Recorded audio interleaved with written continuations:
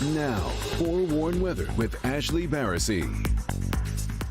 Well, it's a wet start out there as we take a live look at Mount Clemens, where it looks like we have more raindrops here on the camera lens, but this was likely some really wet snowflakes melting on contact. Now, that might not necessarily be the case on elevated surfaces, grassy surfaces, especially the closer you get to US 23, working farther west, where the snow has been sticking a little bit. And so April snow to start the day. Road conditions could be a little snowy for folks in Washtenaw County, and that does stretch a little bit farther east, clipping northwest Wayne County as you get close to Northville, up into Oakland County. We'll say Novi, close to that 96 corridor, and then just west of Waterford.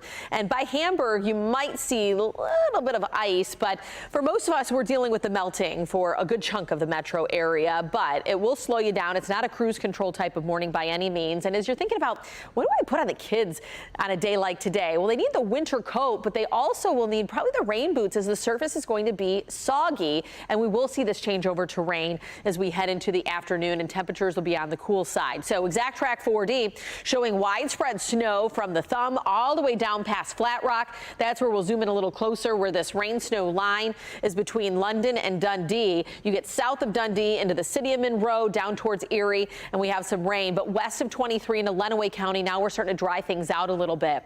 So we will have a lull as we get in the later part of the morning, midday, before some scattered showers redevelop. But those temperatures are in the low 30s, just above the freezing mark. So I don't think that there is enough of an area from the clouds to the surface to see those snowflakes melt before it hits the surface that's just above the freezing mark. But we have that easterly flow of air, 20-mile-per-hour wind gusts, and that does give us wind chill readings that are in the 20s. We're right around 30 for the feels-like temperature down into Monroe. So bridges will freeze first. That's why we've been talking about that ramps, bridges, overpasses will be more of a concern, as that air drops right around freezing, or with those wind chills, especially below the freezing mark. That bridge is exposed to the cold air above and below it, and so that's when you get those slick conditions there first. So bus stop forecast for today, likely probably mid to upper 30s come pick up and low 40s come drop off. It's another below average day, but we're in and out of precipitation chances. And so kids might get an outdoor recess around the lunch hours. We dry things out. Later afternoon, it's a little questionable. I'll show you what I'm talking about here. So we have that snow lasting